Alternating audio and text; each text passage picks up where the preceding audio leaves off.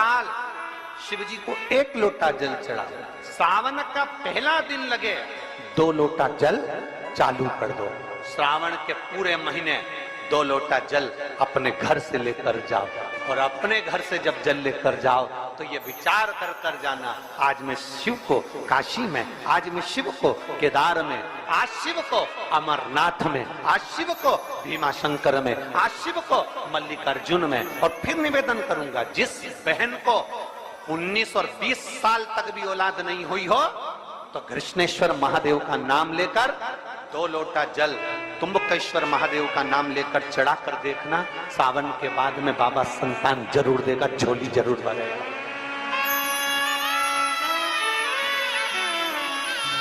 कहीं नहीं जाना, अपने नजदीक में, अपने घर के पास में, अपने मोहल्ले में, अपनी गली में, अपने चौराहे पर, अपने घर के पास में जो शिवालय हो, जो शंकर का मंदिर हो, वहां जाओ, 2 लोटा जल समर्पित करो।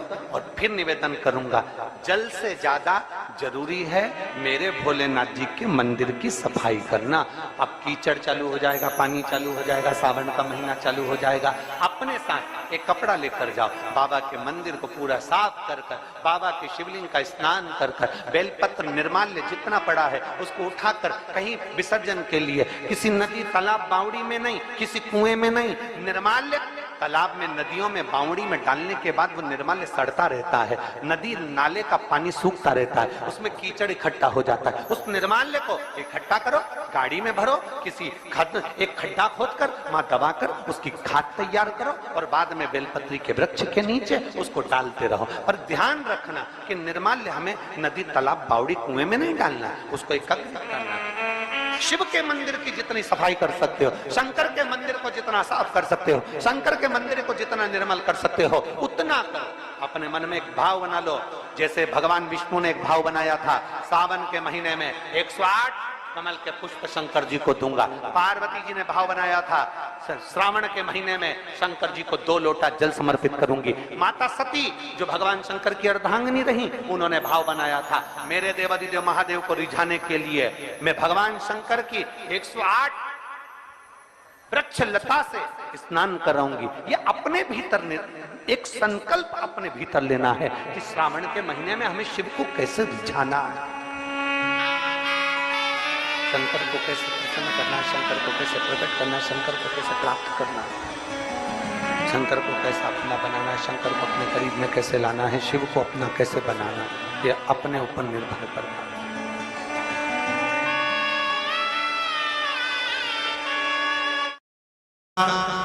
पहला दिन एक बेलपत्र शिव को अपनी मनोकामना कर कर, रोग धोग बीमारी तकलीफ कष्ट दूर करने के लिए शंकर के शिवलिंग पर, अगर बन सके तो मंदिर में, आप लोग तो यहाँ हैं तो देवादिदेव महादेव कंकर शंकर को चढ़ाओ, और अगर बेलपत्र नहीं हो तो बेलपत्र जो चढ़ी हुई हो उसी को धोकर वापिस चढ़ाओ। वापिस और सावन का महीना है, दिल से बाबा को रिझाओ।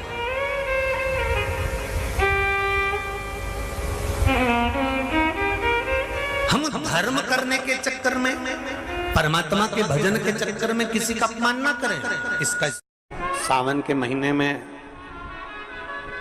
2 लोटा जल महादेव जी को चढ़ाने के लिए जाओ, तब 3 चीजें अपने अंदर धारण करना। पहले नंबर का तो 2 लोटा जल जब घर से लेकर जाओ तो जरूरी नहीं कि दोनों हाथों में लेकर जाओ, एक लोटे के ऊपर दूसरा लोटा रखकर दूसरा हाथ से अगर कोई काम हो, पल्लू लेना हो या कोई कार्य हो तो कर सकते हो। नहीं तो तुम 2 लोटा हाथ में रख लो और पल्लू डालने में सिर पे,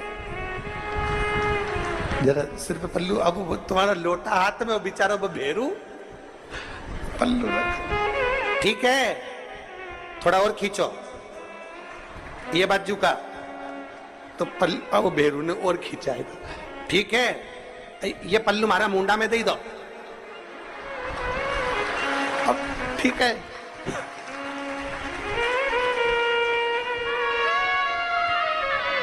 और थोड़ी दूर चली और याद आ गया, ओ बाप! इतने में भेरू ने कहा, क्या हो गया? क्या हुआ? वो हमारे फूल माला की पन्नी तो ही रह गई, जरा उठाओ, उठाओ जरा, ये ले, कमर में खोसी दो, बच्चे खोसे कमर में पन्नी। और कैलाश पर्वत पे जाके रहूंगी, भोले को अपना। अब पति भी के अच्छा शंकर हुआ और अच्छा जल हुआ, दोनों। निवेदन है, अगर 2 लोटा हाथ में ना तो एक के ऊपर एक लोटा रखकर भगवान की भक्ति धारण करते हुए 3 चीजों में एक चीज जल 2 लोटा, दूसरा श्री शिवाय नमस्तुभ्यम का जाप पूरे सावन के महीने में से कम 5 दिन ऐसे निकालना कि बेलपत्री के पेड़ की छांव में बैठकर हम श्री शिवाय नमस्तुभ्यम की कम से कम 1 माला जरूर कर लें, जरूर।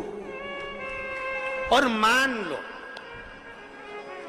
लो अगर बेलपत्री का पेड़ नहीं मिले, तुम्हारे आसपास में नहीं मिले, तो फिर एक काम करना, शंकर जी के मंदिर की बेलपत्र मिली जाए, उसको सिर पे, हमारे यहाँ कहते हैं आंवले के वृक्ष का जब आंवला नोमी आती है ना, तो आंवला नोमी आती है और आंवले के पेड़ के नीचे जाकर भोजन नहीं कर सकते, आंवले के वृक्ष के नीचे नहीं जा सकते, तो आंवले के वृक्ष की पत्ती को सिर पे रख के भोजन कर लो, तो कहते हैं कि हजारों अश्वमेध यज्ञ के पुण्य के बराबर, भंडारे के बराबर भोजन प्राप्त हो जाता है।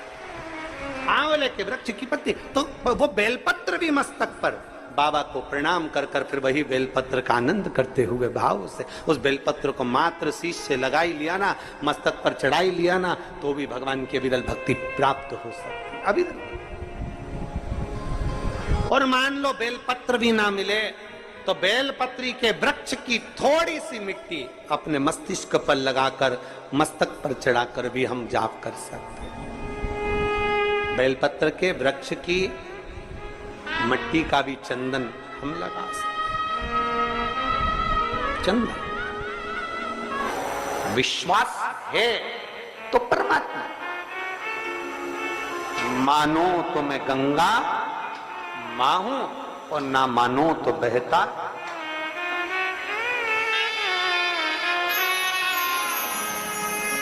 आप मानो तो मैं मां हूं, आप मानो तो मैं गंगा मां हूं, ना मानो तो बहता पानी। आप मानो तो आपके नजदीक में, आपके घर के पास में जो शिवालय है भगवान शंकर का, एक छोटा सा शिवलिंग है। मानो अगर दिल से तुमने मान लिया कि ये केदारनाथ है, दिल से तुमने मान लिया कि ये महाकाल है, दिल से तुमने मान लिया कि भीमा शंकर है, दिल से तुमने मान लिया कि ये मल्लिकार्जुन है, दिल से तुमने मान लिया कि विश्वनाथ है। जिस दिन तुम्हारा मन पर जाए, श्रावण के महीने में जब तुम 2 लोटा जल चढ़ाने के लिए जाओगे,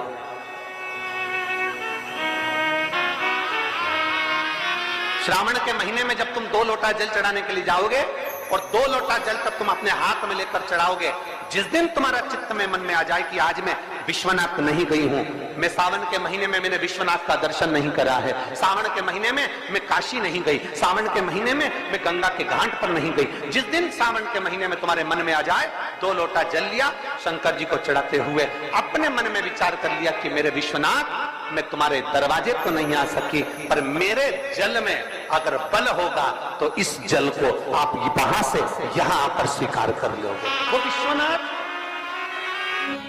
आपसे भी निवेदन है, सुबह सुबह शिव जी के मंदिर जाते हो आप लोग, 1 लोटा जल चढ़ाने के लिए जाते हो, शंकर जी के मंदिर में जो निर्माल्य पड़ा रहता है, इधर उधर अगर कोई फूल पत्ती बेलपत्र सामग्री पड़ी रहती है, उसको उठाकर एक और जब रखो तो उसको प्रणाम करा करो।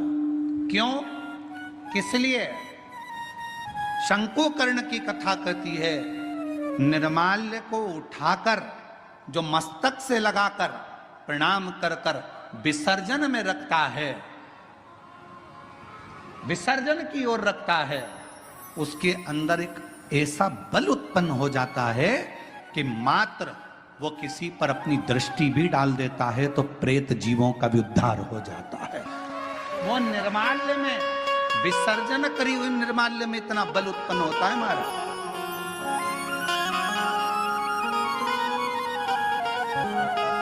यज्ञ, हजारों हजारों सिद्धि यज्ञ, सारे यज्ञों का अगर पुण्य फल प्राप्त करना है तो 3 वृक्ष ऐसे हैं जिन वृक्ष की त्रिवेणी में अगर एक बार भी अगर मौका लग जाए इन 3 वृक्षों का स्मरण करने में, पहले नंबर का बेलपत्र का वृक्ष, दूसरे नंबर का पीपल का वृक्ष, तीसरे नंबर पर है महाराज भगवान देव अधिदेव महादेव की कृपा से शमी का वृक्ष।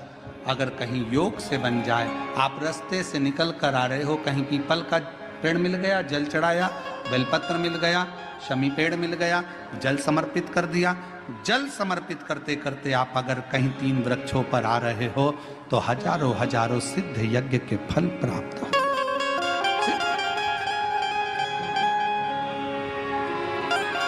और यदि ये सब नहीं कर सको तो एक बेलपत्र के वृक्ष की सेवा जरूर।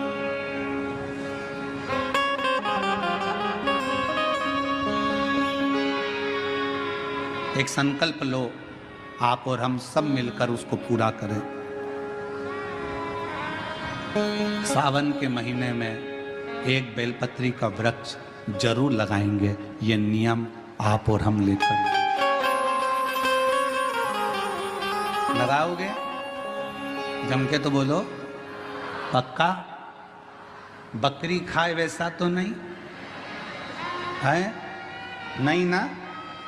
संभालोगे उसको, प्रयास करोगे ना? ऐसी जगह लगाना जहां तुम उसको देखते रहो, संभालते रहो, उसको बढ़ाते रहो। हमसे ये मत पूछना कि पेड़ कहाँ लगाएं, मंदिर में लगाएं, रोड पर लगाएं, किनारे पर लगाएं, शमशान में लगाएं कि कहाँ लगाएं। जहां तुम्हारा दिल कर जाए वहां पेड़ लगाना, पर तुम्हारी निगाह में रखना उसको कि वो बड़ा हो जाए, छाया दे, दुनिया का भरण पोषण करे, दुनिया के ऊपर कृपा की छाया लगाओ।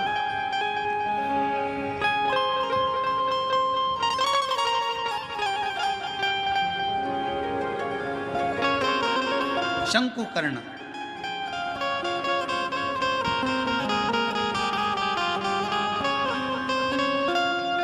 निर्माल्य विसर्जन करते थे प्रणाम कर कर, उन पे शिव की कृपा थी इसलिए उन्होंने पिशाच को दे। और फिर निवेदन करूं मेरी जीजियों से, मेरे जीजाओं से, प्रयास करना कभी अगर मौका मिल जाए, बाबा अगर तुम्हारे ऊपर करुणा करे, कृपा करे, दया करे और कोई अगर ऐसा योग संजोग बन जाए, मौका मिल जाए, तो श्रावण के महीने में कोई भी एक नियम अवश्य धारण करो पूरे सावन कि मैं शिव जी के मंदिर जाऊंगी या बेलपत्र को जल चढ़ाऊंगी या शंकर जी के मंदिर का दर्शन करूंगी या शिखर का दर्शन करूंगी या शिव जी के मंदिर में 1 चावल का दाना या 2 लोटा जल का स्मरण या बाबा देवादिदेव महादेव का मंत्र स्मरण करूंगी। प्रतिदिन अपने हाथ में 2 लोटा जल भरकर शिव को जल की धार लगाऊंगी। कोई भी एक नियम अपने श्रावण महीने में अवश्य, और नियम पूरा होता है तो बाबा करुणा। ऐसा सावन की शिवरात्रि में या सावन के सोमवार में ऐसा क्या रहता है?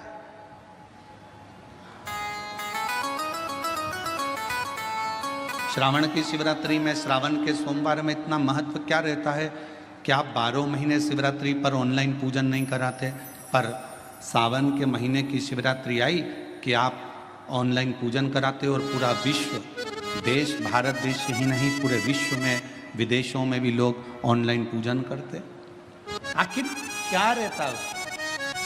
मेरा मेरी जीजी से, मेरी बहन से निवेदन है, तुम दुनिया के साल भर में कितने भी व्रत कर लो, तुम कितने भी उपास कर लो, तुम कितनी भी पूजन कर लो, तुम कितना भी अनुष्ठान कर लो, सारे व्रतों पर, सारे अनुष्ठानों पर, सारी पूजन पर सावन के महीने के जो सोमवार होते हैं, जो शिवरात्रि होती है, जो प्रदोष होती है, ये पूरे साल के व्रतों पर प्रबलता प्रदान करते हैं, बल देते रहते हैं। पर निवेदन है, सावन के सोमवार का व्रत करो, पर ऐसा व्रत मत करना कि तुम्हारे व्रत करने से परमात्मा को भी टेंशन हो जाए।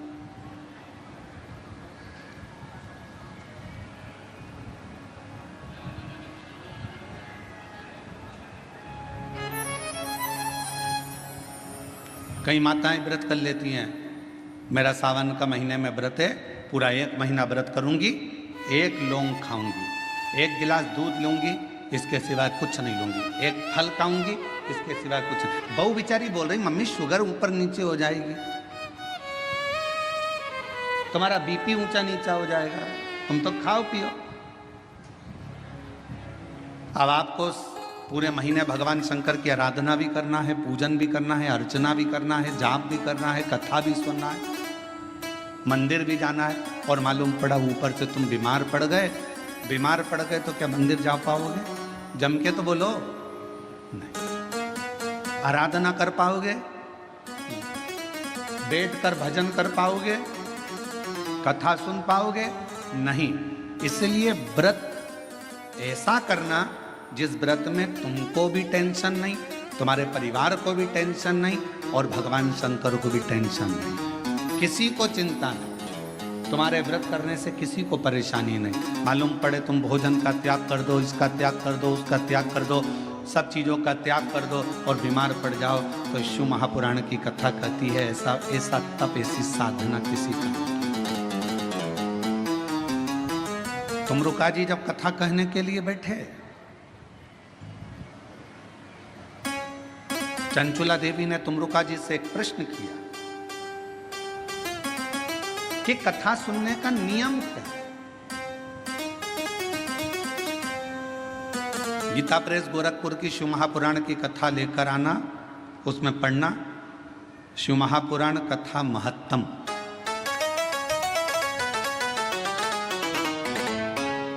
कथा को सुनने का नियम क्या है, यह भागवत में भी पूछा गया।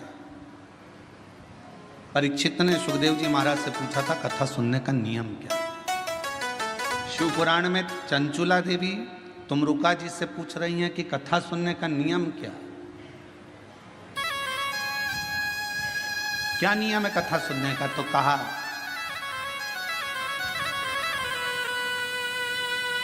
एक समय फलहार करो, शिव महापुराण की कथा को श्रवण करो,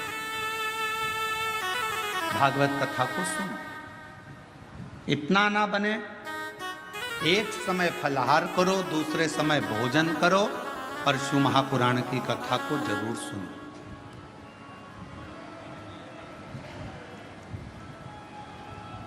और इतने में भी काम ना चले तो शिव महापुराण की कथा में तुमरुका जी ने चंचुला देवी से कहा दोनों समय भोजन करो, पर शिव महापुराण की कथा जम के बोलो, सुनो नहीं, जरूर सुनो। और यहां तक कहा यदि इतने में भी काम ना चले, दोनों समय भोजन में भी काम ना चले, तो टिफिन लेके कथा में चलो, पर शिव महापुराण की कथा जरूर सुनो। जैसे मां आदि शक्ति मां भवानी के शरीर के तेज प्रकाश जल से बेलपत्र का पौधा होता है, बेलपत्र का पौधा, बेलपत्र का पौधा माता पार्वती जी के द्वारा प्रकट किया गया। बेलपत्र के वृक्ष की गणना करी गई। बेलपत्र के वृक्ष की जो जड़ होती है उसमें मां गौरी का स्थान होता है।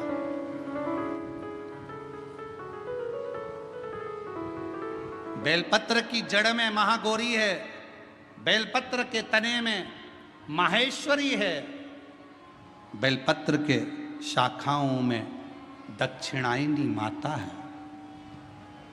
बेलपत्र की पत्ती में मां पार्वती है, बेलपत्र के फल में मां कात्यायनी है, और बेलपत्र के उस सुंदर आनंदमय फूल में उस फूल के अंदर माँ गौरी विराजमान है, ऐसा पूरा बेलपत्र के वृक्ष की गणना करी गई। चाहे शाखा हो जड़ हो,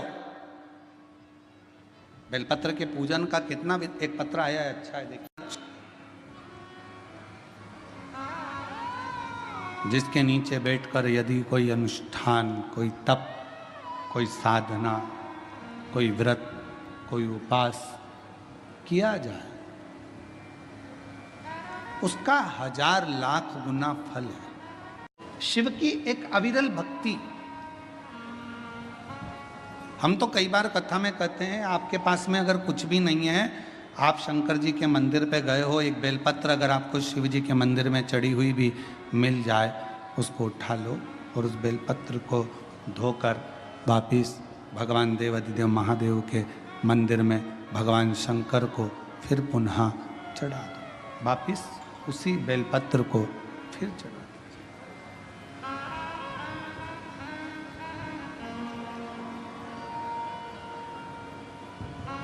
और कई बार त्रिगुणाकार, त्रिकालदर्शी, त्रिनेत्रधारी, त्रिपुंडधारी, त्रिशूलधारी मेरे देवाधिदेव महादेव को चढ़ाने के लिए अगर मंदिर में तुम्हें बेलपत्र मिले भी ना, तो अपने हाथ की 3 उंगलियों का स्पर्श भगवान शंकर को कर लीजिए और शिव के नाम का उच्चारण कर लीजिए। शिव उस बेल